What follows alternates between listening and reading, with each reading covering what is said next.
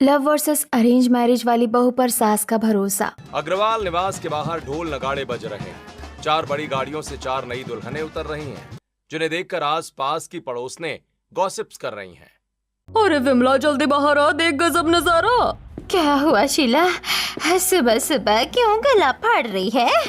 वो देख, राजेश्वरी के घर के बाहर 4 गाड़ियाँ खड़ी है। 4 बहुओं का एक साथ गृह प्रवेश हो रहा है।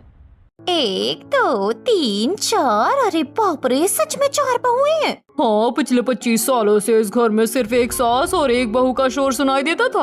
अब तो 2 सास और 4 बहू के क्लेश होंगे। अब आएगा असली मजा। तभी हाथ में चाय का कप लिए कामिनी और सरला भी वहाँ आ जाती हैं। अरे विमला दीदी, क्लेश नहीं, महायुद्ध का। 2 बहुएं गांव की है और 2 शहर की मॉडर्न तितलियां। भाई सच्चो, एक ही किचन में जब गांव का मिट्टी का चूल्हा और शहर का मॉडर्न ओवन साथ में चलेगा तो क्या तमाशा होगा। अरे बहन, तमाशा तो तभी शुरू हो गया था जब कुछ महीने पहले राजेश्वरी ने अपनी बहू कविता को रंगे हाथों पकड़ा था। हैं, वो कब हुआ? अरे मुझे तो पता ही नहीं। क्या आप भी जानना चाहते हैं कि कुछ समय पहले क्या हुआ था और क्यों इस घर में 4 बहुएं एक साथ आईं? चलिए आपको लेकर चलते हैं कुछ महीने पीछे, फ्लैशबैक में। रात के 11 बजे राजेश्वरी, महेंद्र और पिंकी सोफे पर गुस्से में बैठे हैं। तभी कविता वेस्टर्न गाउन पहने, हाथ में पर्स लिए लड़खड़ाते हुए अंदर आती है। रुक, कहाँ से आ रही है इस वक्त? अरे मम्मी जी, आप सब अभी तक जाग रहे हैं? वो मेरी सहेली की किटी पार्टी थी क्लब में, थोड़ा लेट हो गया। थोड़ा लेट? रात के 2 बज रहे हैं कविता। मम्मी जी, आज के जमाने में क्लब जाना और लेट नाइट पार्टी करना बहुत नॉर्मल है। महेंद्र, देख अपने इस लव मैरिज का नतीजा। 32 साल हो गए इसकी शादी को। माँ प्लीज शांत हो जाइए, रात बहुत हो चुकी है, सुबह बात करेंगे। सुन ले, मेरे 4 पोते जवान है। मैं तो अपने 4 पोतों के लिए अपनी पसंद की सीधी सादी बहुएं ही लाऊंगी जो घर संभाले। लेकर आइएगा, मैं भी देखती हूँ आपकी वो अरेंज मैरिज वाली बहुएं आपका कितना भरोसा जीतती है। कविता गुस्से में बड़बड़ाती हुई अपने कमरे में जाती है। अगले दिन सुबह के 8 बजे हॉल में राजेश्वरी, कविता और महेंद्र चारों बेटों अमन, आकाश, मोहन, सोहन और पिंकी के साथ हैं। अमन, आकाश, मोहन, सोहन, साफ साफ बताओ, क्या तुम्हें मेरी पसंद की संस्कारी लड़कियां मंजूर है? हाँ दादी, मुझे और सोहन को तो शुरू से ही सिर्फ अपने बिजनेस से मतलब रहा है। हमारी लाइफ में कोई लड़की नहीं है। आप जहाँ कहेंगी हम वहीं शादी करेंगे। हाँ दादी, आपका फैसला हमारे सिर आंखों पर। देखा कविता, ऐसे कहते हैं संस्कारी बेटे। अब अमन और आकाश तुम दोनों बोलो। नहीं दादी, मैं और आकाश तो लव मैरिज ही करेंगे। हमने अपने लिए जिया और टिया को पसंद कर लिया है। बिल्कुल दादी, हम अपनी पसंद की लड़कियों से ही शादी करेंगे, बात खत्म। वाह मेरे शेरो, जीत तो मेरी हुई मम्मी जी। 2 बहुएं तो मेरी पसंद की ही आएगी। देख लेंगे कविता, शादी तो चारों की एक साथ एक ही मंडप में होगी, तभी पता चलेगा कि कौन इस घर का भरोसा जीतती है और कौन तिजोरी की चाबी लेती है। फिर तो कोई माए का लाल आपसे आपकी चाबी नहीं ले सकता। कविता की बात सुनकर राजेश्वरी मंदिर जाने के लिए दरवाजा खोलती हैं। दरवाजा खुलते ही बाहर छिपकर सुन रही शीला और विमला सीधे अंदर गिरते गिरते बचती हैं। अरे राजेश्वरी नमस्ते, हम तो बस ऐसे ही सुबह सुबह छाछ मांगने आए थे। हाँ हाँ राजेश्वरी, हमें लगा कहीं घर में कोई चूहा वूहा तो नहीं घुस गया। क्या हो रहा था अंदर? चूहा नहीं, तुम दोनों के पेट का पानी हिल रहा था गॉसिप के लिए। सुबह सुबह पंचायत लगाने आ गई। अपने घर का चूल्हा संभालो, मेरे घर की जासूसी बंद करो। अरे हम तो बस पड़ोसन होने का धर्म निभा रहे थे राजेश्वरी, अब तो गुस्सा ही हो गई। रख अपना ये धर्म अपने पास और सीधे अपने घर की तरफ भागो, वरना ऐसा डांटूंगे कि पूरे मोहल्ले में शक्ल दिखाने लायक नहीं रहोगी। चलो निकलो यहाँ से। भाग शीला, बुढ़िया का पारा बहुत गर्म है, बाद में कविता से पूरी खबर लेंगे। शीला और विमला चप्पलें चटकाती हुई बाहर भागती हैं। अगले दिन की सुबह हॉल में पंडित जी सोफे पर बैठे हैं। उनके सामने पूरा परिवार है। पंडित जी अपने थैले से 2 लड़कियों की तस्वीरें निकालते हैं। राजेश्वरी जी, आपके दोनों बड़े पोतों मोहन और सोहन के लिए ये देखिए, रागिनी और यामिनी दोनों सगी बहनें हैं, स्वभाव से बिल्कुल गाय हैं। पूरी गृहस्थी इन दोनों बच्चियों के भरोसे चलती है। रागिनी और यामिनी दोनों बहनें मिलकर घर की साफ सफाई और पूजा पाठ निपटा रही हैं। दीदी, मंदिर की सफाई हो गई। मैंने भगवान जी को भोग भी लगा दिया है। बहुत अच्छे रागिनी, चल अब जल्दी से मम्मी पापा के लिए चाय और नाश्ता तैयार कर लेते हैं। आज उनकी एनिवर्सरी है ना। तभी उनकी दो सहेलियां रीता और सीमा दौड़ती हुई अंदर आती हैं। रागिनी, यामिनी, चलो जल्दी तैयार हो जाओ। आज शहर के नए मॉल में बड़ी जबरदस्त सेल लगी है, शाम को वही पार्टी करेंगे। नहीं रीता, आज हम कहीं नहीं जा सकते। आज मम्मी पापा की एनिवर्सरी है तो घर की सारी जिम्मेदारी हमारी है। हमें उन्हें स्पेशल फील कराना है। अरे यार, तुम दोनों तो बिल्कुल घरेलू गाय हो। कभी तो बाहर निकला करो हमारे साथ। फिर कभी चलेंगे सीमा, पर आज नहीं। तभी उनकी माँ रसोई में आती हैं, हाथ में कुछ बिल लिए हुए। अरे रागिनी बेटा, ये बिजली का बिल और वो गैस का सिलेंडर। अरे माँ, आप चिंता क्यों करती हो? बिजली का बिल मैंने सुबह ही ऑनलाइन जमा कर दिया था और गैस का सिलेंडर भी आ गया है। और पानी का बिल भी भरा जा चुका है मम्मी। किराने वाले का हिसाब भी मैंने डायरी में नोट कर दिया है। सच में इतने जिम्मेदार बेटियां हैं मेरी, इन पर तो मैं आंख बंद करके भरोसा कर सकती हूँ।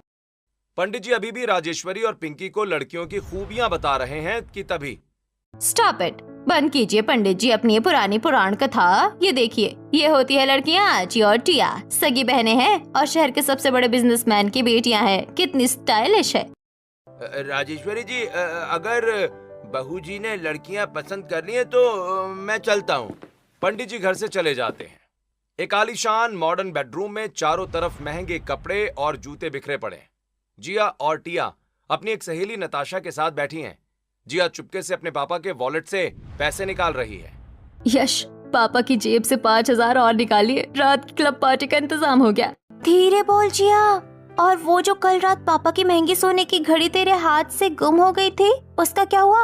अरे यार टिया चिल, मैंने पापा से झूठ बोल दिया है कि वो घड़ी शायद उनके ऑफिस में ही गिर गई होगी। पापा ने मान भी लिया। क्या तुम्हारे पापा तुम दोनों पर इतना अंधा भरोसा करते हैं और तुम लोग उनका भरोसा ऐसे तोड़ती हो? तुम्हें डर नहीं लगता? अरे यार नताशा, पापा ही तो हैं, हमारे झूठ बोलने में क्या फर्क पड़ता है। बिल्कुल, भगवान का शुक्र है आज तो पापा ने हमारी बैंड बजाने से छोड़ दी, वरना वो घड़ी बहुत महंगी थी। तुम दोनों बहुत बेपरवाह लापरवाह हो चुकी हो। देखना किसी दिन ये झूठ बहुत भारी पड़ेगा। इस तरह अग्रवाल निवास में 2 लव मैरिज और 2 अरेंज मैरिज वाली बहुओं का एक साथ गृह प्रवेश हुआ। अगले दिन सुबह के ठीक 6 बज रहे हैं। दादी सास राजेश्वरी ने कड़कड़ाती सुबह में पूरे घर के नौकरों को छुट्टी पर भेज दिया है। पिंकी, पिंकी, जरा जोर से घंटी बजा और अपने चारों भाभीयों को हॉल में बुला। दादी, रागिनी और यामिनी भाभी तो सुबह 5 बजे से उठकर नहा धोकर रसोई में खड़ी हैं, लेकिन जिया और टिया भाभी के कमरों में तो अभी कुंडी लगी है। तभी रागिनी और यामिनी सिर पर पल्लू रखे हाथ में चाय और प्रसाद की थाली लिए हॉल में आती हैं। दादी जी प्रणाम। हमने इस सुबह की पूजा कर दी है और घर की साफ सफाई भी हो गई है। ये लीजिए तुलसी वाली चाय। और दादी जी रसोई संभाल ली है। नाश्ते में क्या बनाना है आप बता दीजिए। जे तेरा मेरे लक्ष्य में, इसे कहते हैं संस्कारी खानदान के लक्षण। जो मन हो बना लो। रागिनी और यामिनी नाश्ता बनाने के लिए चली जाती हैं। घड़ी में 10 बज रहे हैं। डाइनिंग टेबल पर सुबह का नाश्ता लग चुका है। रागिनी और यामिनी रसोई से गर्मा गर्म पूड़ियां लाकर टेबल पर रख रही हैं कि तभी नाश्ता टेबल पर लग चुका है। कोई उठेगा या नहीं उठेगा इस घर के अंदर? या सब सोते ही रहेंगे? तभी ऊपर से कविता मटकती हुई वेस्टर्न गाउन में आती है और पीछे पीछे जिया और टिया नाइटी पहने आंखें मलते हुए आती हैं। गुड मॉर्निंग जिया, गुड मॉर्निंग टिया। सोकर उठ गई मेरी बच्चियाँ। रात को गृह प्रवेश की रस्मों में काफी लेट हो गया था ना, थक गई होगी बेचारियाँ। ओह गॉड मम्मी जी, सुबह सुबह इस घर में इतना शोर क्यों होता है? कोई चैन से सो भी नहीं सकता क्या? हाँ मम्मी, कभी मंदिर की घंटी की आवाज, कभी किसी चीज की आवाज, तो कभी कुकर की सीटी की आवाज। मेरी तो पूरी नींद ही खराब हो गई। शर्म नहीं आती तुम दोनों को? सुबह के 10 बज रहे हैं, तुम्हारी जेठानी सुबह 5 बजे से उठकर पूरे घर की साफ सफाई करके रसोई संभाल रही है और तुम दोनों लाडी साहिबा बनकर अब सोकर उठी हो। अरे यार मम्मी जी चिल, आज उनका पहला दिन है। ये सास बहू तो सुबह सुबह ही शुरू हो गई। हाँ दीदी, हम 4 बहू इस घर में नहीं आई है, लेकिन इनकी अपनी पुरानी सास बहू की लड़ाई सुबह ही शुरू हो गई। हमारा क्या होगा इस घर में? कविता और राजेश्वरी का ड्रामा फिर से शुरू हो जाता है। नाश्ते के बाद सुबह के 10:30 बज रहे हैं। चारों बेटे ऑफिस जाने के लिए तैयार हो रहे हैं। रागिनी, मेरा टिफिन तैयार है क्या? ऑफिस के लिए लेट हो रहा हूँ। हाँ जी, आपका और सोहन जी का टिफिन मैंने सुबह ही पैक कर दिया था। और ये लीजिए आपकी पानी की बोतल भी। थैंक यू यामिनी, तुम्हारे हाथ का खाना खाकर ऑफिस में मजा आ जाता है।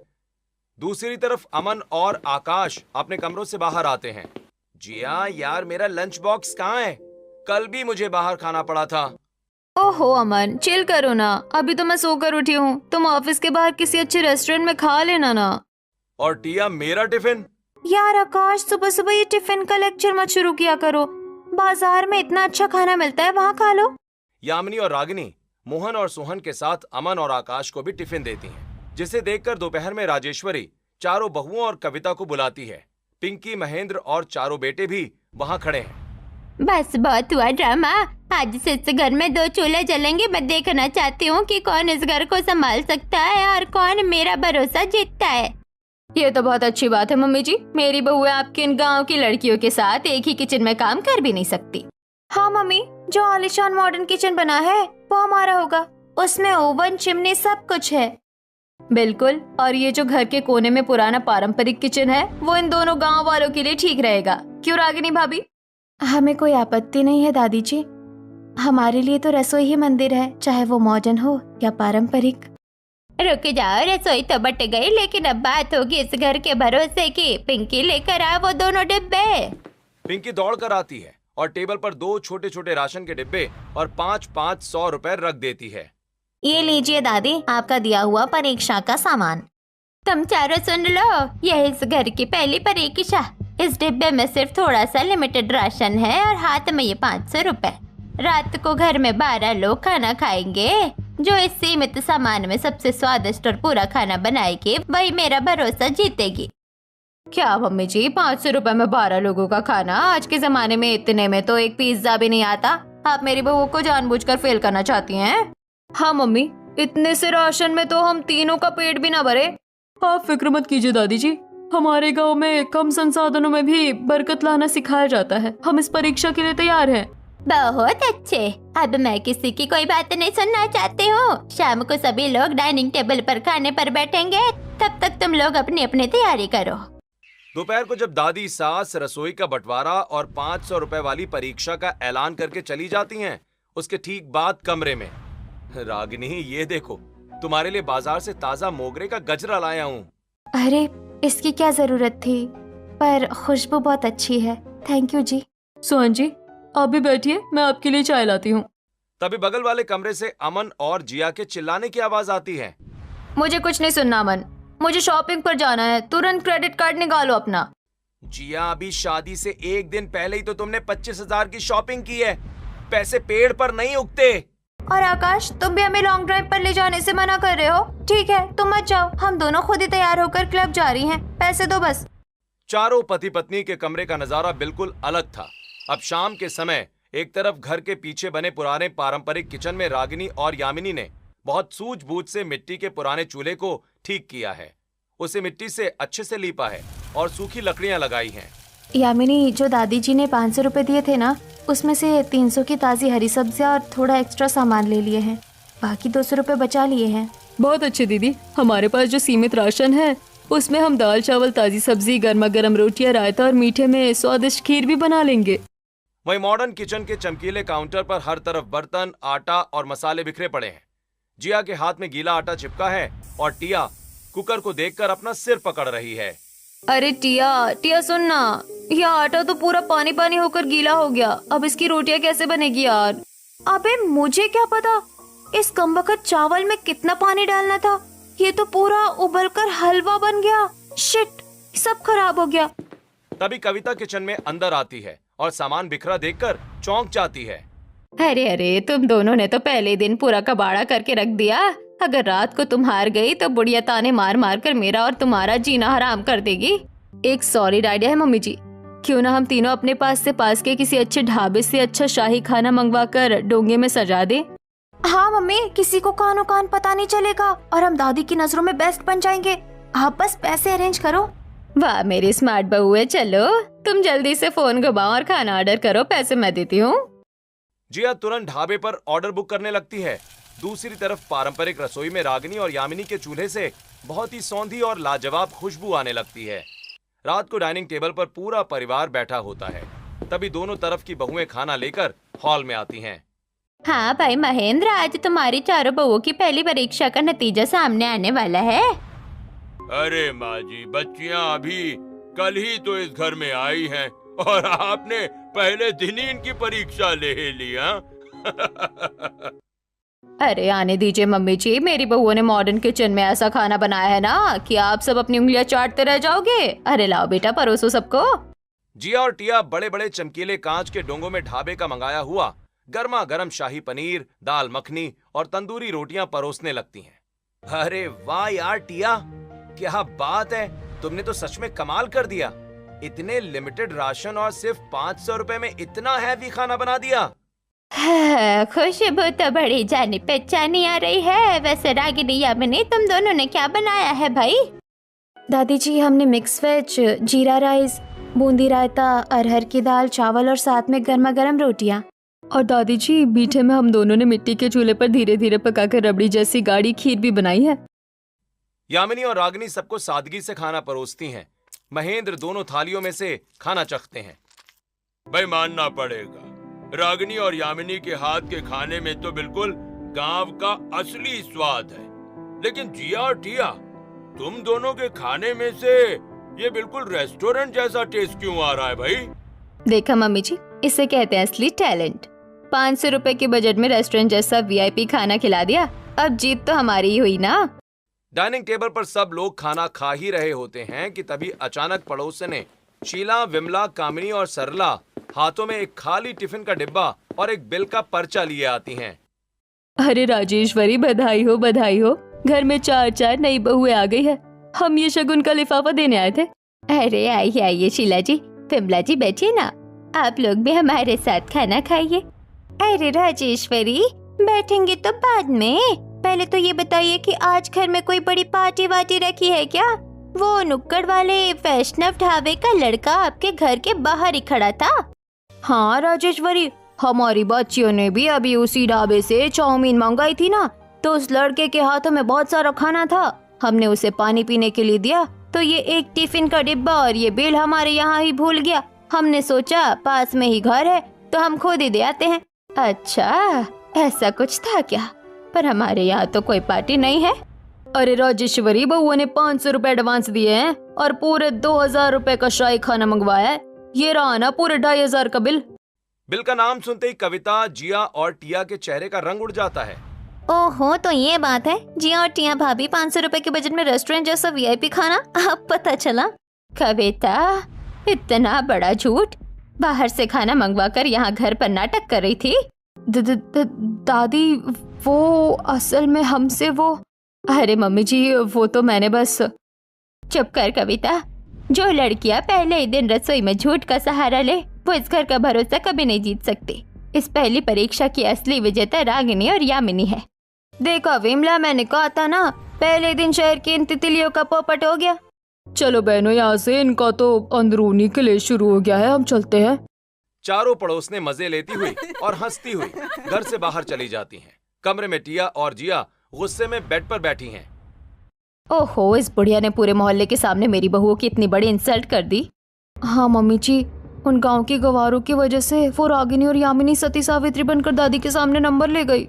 तुम दोनों चुप करो, असली कसूर उन बाहर बैठी पड़ोसनों का है जिन्होंने आकर सारा भांडा फोड़ दिया। लेकिन मैं भी कविता हूँ, हार नहीं मानूंगी। तो फिर अब हम क्या करेंगे मम्मी जी? जैसा मैं कहती हूँ वैसा करो। कल सुबह उन पड़ोसनों के पास जाओ और ऐसा जाल बुनो कि वो खुद दादी के सामने उन दोनों का पत्ता काट दे। रागिनी और यामिनी को सबक सिखाने की प्लानिंग करने के बाद अब रात के 1:30 बज रहे हैं। पूरे घर में अंधेरा है।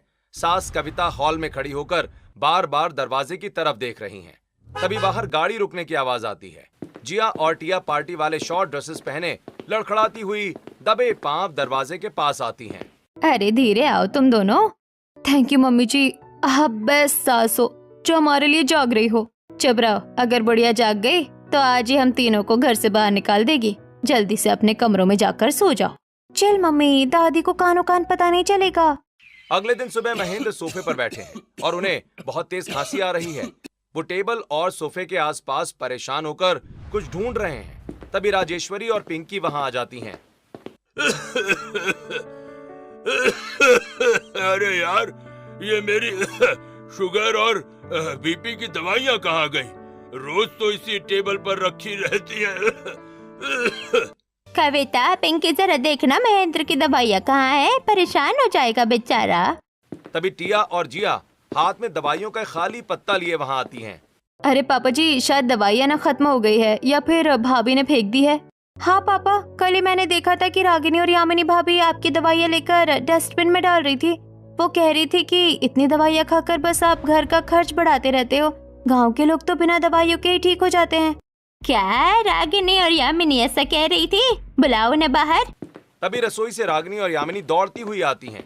रागिनी के हाथ में ताजा काढ़ा और यामिनी के हाथ में दवाइयों का नया पैकेट है। अरे पापा जी, आप परेशान मत होइए। कल रात मैंने देखा था कि टेबल पर जो दवाइयाँ रखी थी वो एक्सपायर हो चुकी थी। अगर आप वो एक्सपायर दवाइयाँ खा लेते तो आपकी तबीयत और बिगड़ जाती। हाँ पापा जी, इसलिए मैंने सुबह ही सोहन जी को बोलकर बाजार से ये नई दवाइयाँ मंगवा ली है। और पापा जी, दवाइयों से पहले आप ये अदरक और तुलसी का ताज़ा काढ़ा पी लीजिए, आपकी खांसी तुरंत ठीक हो जाएगी। अरे वाह, मुझे तो लगा था कि इस घर में किसी को मेरी फिक्र ही नहीं है, पर तुम दोनों ने इतना ध्यान रखा। थैंक यू बेटा। अगर मैं वो एक्सपायर दवाइयाँ खा लेता तो मेरी क्या हालत होती। तो जिया टिया, तुम दोनों सुबह सुबह यहाँ खड़ी होकर इतना बड़ा झूठ क्यों बोल रही थी? वो दादी, हमें लगा कि शायद हमें गलत फहमी हो गई थी। गलत फहमी नहीं, तुम दोनों की नीयत में खोट है। बेटा रागिनी, यामिनी, मुझे तुम दोनों पर पूरा भरोसा है। तुम जाओ रसोई में। जिया और टिया रागिनी और यामिनी को नीचा दिखाने का कोई मौका नहीं छोड़ रही थी। अगले दिन पिंकी अपने कमरे के बाथरूम में नहाने गई है। तभी जिया और टिया दबे पांव उसके कमरे में घुसती हैं। ड्रेसिंग टेबल पर पिंकी की बहुत ही महंगी ब्रांडेड घड़ी रखी है, जो उसके पापा ने उसे बर्थडे पर गिफ्ट की थी। उसे उठाकर डस्टबिन के पास फेंक देती हैं। थोड़ी देर के बाद पिंकी नहाकर बाहर आती है और कॉलेज जाने के लिए तैयार होते हुए घड़ी ढूंढने लगती है। मम्मी, मेरी वो महंगी वॉच कहाँ गई? मैंने नहाने जाने से पहले यही ड्रेसिंग टेबल पर रखी थी। अरे इतनी महंगी घड़ी बेटा, तू ऐसे कहीं भी छोड़ देती है? अगर किसी की गंदी नजर पड़ गई होगी उस पर तो वो तो गायब ही होगी ना। हाँ पिंकी, कल और आज सुबह भी मैंने यामिनी भाभी और रागिनी भाभी को तुम्हारे कमरे से निकलते हुए देखा था। वो तुम्हारी घड़ी को बड़े गौर से देख रही थी। अरे हाँ मम्मी, गांव के लोगों ने ऐसी महंगी चीजें कभी देखी नहीं होगी ना, तो उन्हें ऐसे हाथ साफ करने की आदत होती है। चलो चलो, चलकर सीधे रागिनी और यामिनी का कमरा चेक करते हैं। कविता, जिया और टिया गुस्से में रागिनी और यामिनी के कमरे की तरफ बढ़ रही होती हैं। तभी सामने से यामिनी हाथ में वही महंगी घड़ी लिए आती हुई दिखाई पड़ती है। अरे पिंकी दीदी, आप यही घड़ी ढूंढ रही थी क्या? अरे हाँ भाभी, यही है मेरी घड़ी। ये आपको कहाँ मिली? दीदी, अभी मैं बाहर आंगन में कचरा फेंकने जा रही थी तो मुझे डस्टबिन के पास मिट्टी में ये गिरी हुई मिली। अगर इस पर किसी का पैर पड़ जाता तो ये टूट जाती। ये लीजिए, इसे संभाल कर रखा कीजिए। Oh thank you so much Yamini भाभी। अगर आज आप नहीं होती तो मेरी ये घड़ी टूट जाती या सच में चोरी हो जाती। देख लिया कविता, देख लिया अपने लव मैरिज वाली बहुओं के कारनामे। बात बात पर झूठ बोलती है। जब इन्हें किसी चीज का पता नहीं होता तो काहे के लिए अपने मन से झूठी बातें बनाती है। जिया टिया, तुम दोनों की ये आदत बहुत गंदी है। अपनी ही जेठानियों पर बिना वजह चोरी का इल्जाम लगा रही थी तुम दोनों। अरे यार शिट, ये गांव की लड़की इतनी चौकन्नी कैसे निकली? हमारा ये प्लान भी फ्लॉप हो गया। याद रखना कविता, भरोसा कमाया जाता है, झूठ बोलकर किसी को नीचा दिखाकर नहीं जीता जाता। इसी तरह कुछ दिन और गुजरते हैं। घर में सत्यनारायण की पूजा होती है। उसमें भी जिया और टिया प्रसाद में गड़बड़ कर देती हैं, लेकिन रागिनी और यामिनी अपनी समझदारी से प्रसाद को खराब होने से बचा लेती हैं। अब कुछ दिन के बाद परिवार में ताई जी के यहाँ शादी में जाना है। कविता, कल ताई जी के बेटे की शादी है। मैंने चारों बहुओं को जो पुश्तैनी सोने के कंगन और गहने दिए थे, कल सब वही पहनकर शादी में जाएंगी। दादी का फरमान सुनकर जिया और टिया के पसीने छूट रहे हैं। यार, कल रात हमने क्लब में कैश खत्म होने पर पापा ने जब पैसे देने से मना कर दिया था तो वही दादी के दिए पुश्तैनी गहने दांव पर लगा दिए हैं। अब हमारी बैंड बजने वाली है। अब क्या करेंगे जिया? अगर सच सामने आया तो दादी हमें सीधे जेल भिजवा देंगी। हमें कोई तिकड़म लगाना होगा। एक रास्ता है, रागिनी और यामिनी के पास भी तो वैसे ही पुश्तैनी गहने हैं ना। आज रात हम उन दोनों के दूध में ना नींद की दवा मिला देंगे। जब वो बेहोश हो जाएगी तो उनके कमरे से गहने चुरा लेंगे और इल्जाम उन्हीं पर लगा देंगे। रात को जिया और टिया रागिनी यामिनी के कमरे से गहनों का डिब्बा चुराकर भाग रही होती हैं। तभी अचानक गलियारे में कविता उन्हें देख लेती है।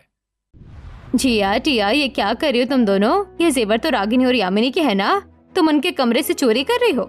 आवाज नीचे मम्मी जी, आवाज नीचे, 2 कदम पीछे। मम्मी जी, हम भी जानते हैं कि दादी आपके ऊपर कितना भरोसा करती है, और जिनके खुद के घर शीशे के होते हैं ना, वो दूसरों के घरों पर कांच नहीं फोड़ते। मतलब तुम अपनी सास से ऐसे बात कर रही हो? मम्मी जी, आपकी भी जवानी की हरकतें ऐसी ही थी, हमें सब पता है। अगर आप चाहती हैं कि दादी के सामने आपकी बच्ची कुछ इज्जत खराब ना हो, तो अपना मुंह बंद रखिए और शांत रहिए, वरना हम दादी से कह देंगे कि ये सब आपके कहने पर हुआ है। कविता डर के मारे कांपने लगती है। जिन बहुओं को मैं मॉडर्न और बेस्ट समझकर गिफ्ट ला कर देती थी, वो आज मुझे ही ब्लैकमेल कर रही हैं। कविता मायूस होकर अपने कमरे में चली जाती है और अगले दिन शादी में जाने से पहले रागिनी और यामिनी के कमरे से गहने गायब हैं। दादी देखिए, आपकी संस्कारी बहुओं के कारनामे, इनके पास गहने हैं ही नहीं। जरूर ये दोनों अपने मायके में सारे जेवर रख कर आई है या बेच दिए हैं। नहीं दादी जी, भगवान की कसम, हमने ऐसा कुछ नहीं किया। कल रात जेवर यही थे, सुबह गायब हो गए। हाँ दादी जी, हम चोरी क्यों करेंगे? कहीं सच में इनकी पारिवारिक स्थिति खराब तो नहीं है जिसके कारण इन्होंने ऐसा किया? इस बार राजेश्वरी चुप रहती है। ऐसे ही दिन गुजर जाते हैं और अब जिया और टिया पर बाजार का बहुत सारा कर्ज हो चुका है। मम्मी, अब बहुत हुआ। दादी से कहिए कि वो प्रॉपर्टी के पेपर्स आपके नाम करे। नहीं, मुझ पर तो वैसे भी माँ जी का भरोसा नहीं है, मैं कुछ नहीं कहूंगी। सास के मना करने पर जिया और टिया अपने पतियों अमन और आकाश को कमरे में बुलाकर बुरी तरह धमकाती हैं।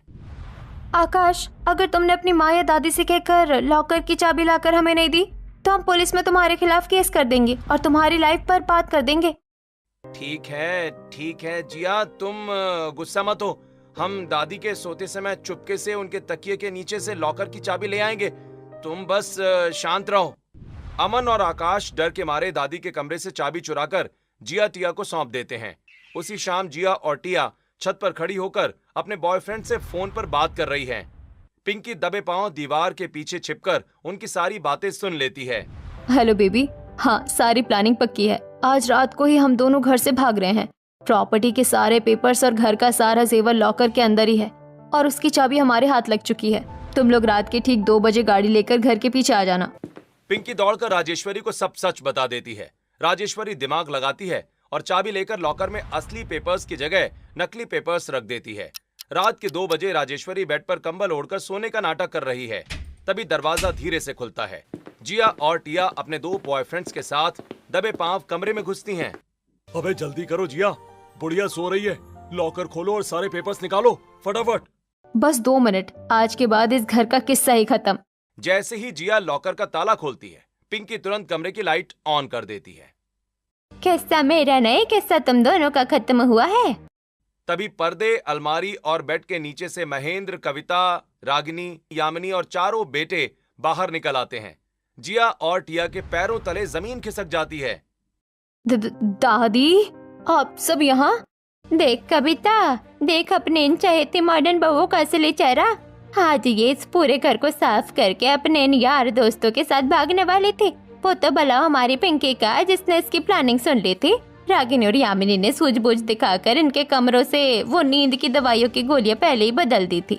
इन्होंने सोचा कि ये हमें नींद की दवाई खिला रही है, पर वो सादी गोलियां थी। अगर आज रागिनी और यामिनी ना होती तो तुम सब सोते रह जाते और ये पूरा घर लूटकर भाग जाती।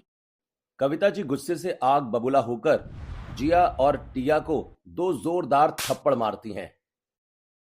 नीच लड़कियों, तुम दोनों ने मेरी ममता और मेरे भरोसे का ये सिला दिया, मुझे ब्लैकमेल किया। निकल जाओ मेरे घर से, पुलिस के हवाले करूंगी तुम दोनों को। अमन, आकाश, धक्के मारकर निकालो इन चोरों को हमारे घर से। आज के बाद इनकी शक्ल इस मोहल्ले में नहीं दिखनी चाहिए। अमन और आकाश रोते हुए अपनी गद्दार पत्नियों और उनके बॉयफ्रेंड्स को धक्के मारकर घर से बाहर निकाल देते हैं। अगली सुबह कविता रोते हुए राजेश्वरी के पैरों में गिर जाती है। मम्मी जी, मुझे माफ कर दीजिए। मैं मॉडर्निटी के अंधेपन में इतनी अंधी हो चुकी थी कि अपने और परायों का फर्क भूल गई। रागिनी, यामिनी बेटा, मुझे माफ कर दो। तुम दोनों इस घर की असली लक्ष्मी हो। ऐसा मत कहिए मम्मी जी, आप हमारी माँ जैसी हैं। ये लो रागिनी और यामिनी बेटा, आज से इस घर की तिजोरी की चाबी और इस घर के भरोसे की बागडोर मैं तुम दोनों के हाथों में सौंपती हूँ। मुझे पता है कि अग्रवाल निवास अब हमेशा सुरक्षित और खुशहाल रहेगा। रागिनी और यामिनी मुस्कुराकर राजेश्वरी और कविता के पैर छूती हैं।